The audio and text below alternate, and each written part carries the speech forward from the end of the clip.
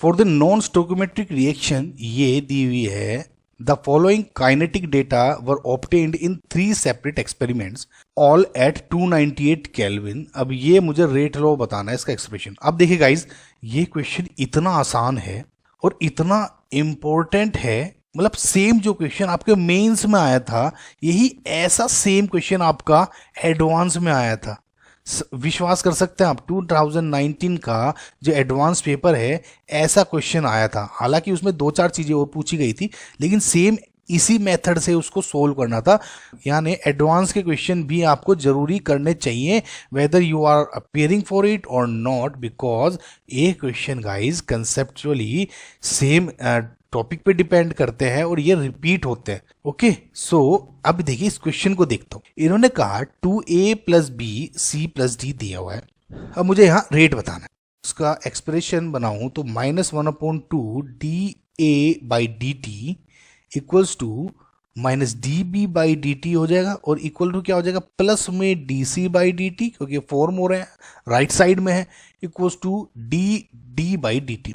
A B C D है, concentration है, तो आप ऐसे दिक्कत मत मानिएगा। ये थोड़ा गाइज अब एक एक ब्रैकेट लगाते हुए मैं परेशान हो जाता हूँ honestly speaking.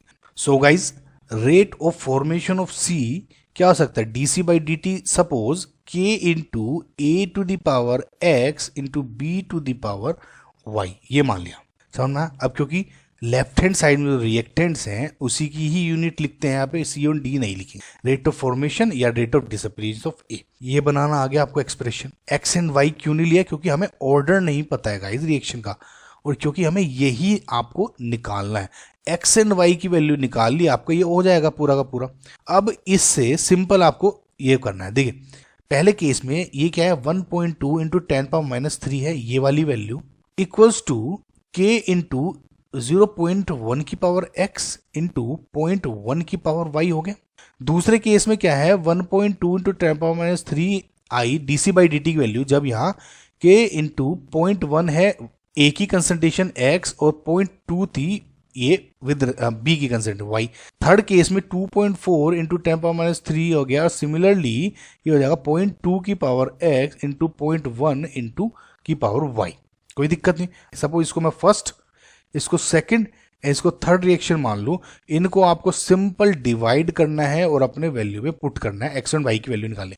Now let's just suppose मैं रिएक्शन 1 को 2 से डिवाइड कर देता हूं, तो क्या हो जाएगा, 1/0.2 इंटू 10⁻, ये आ गया, ये डिवाइड हो जाएगा। मैं डायरेक्ट लिख रहा हूँ गाइज, आप कंफ्यूज मत होइएगा।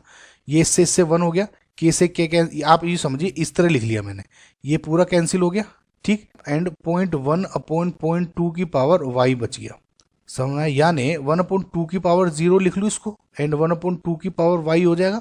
ये अरेंज कर सकते हैं ना, क्योंकि हाफ की पावर y है, यहाँ 1 है, तो यही मेथड बनता है। तो y की वैल्यू होगी आपकी 0। सिमिलरली अब मैं क्या करता हूँ, रिएक्शन 2 को 3 से डिवाइड कर देता हूँ। ये अब क्या होगा, ये डिवाइड होगा तो हाफ, एंड ये डिवाइड हो गया, 1/2 की पावर x आ गया, ठीक, और ये 0 था तो ये 1 हो गया। इससे आपकी x की वैल्यू होगी 1, x की वैल्यू 1 एंड y की वैल्यू जब 0 पुट करते हैं इन फॉर्मूलेज में, तो क्या हो जाएगा, k इंटू a की पावर 1 एंड b की पावर 0। इसका मतलब ऑप्शन डी इज करेक्ट।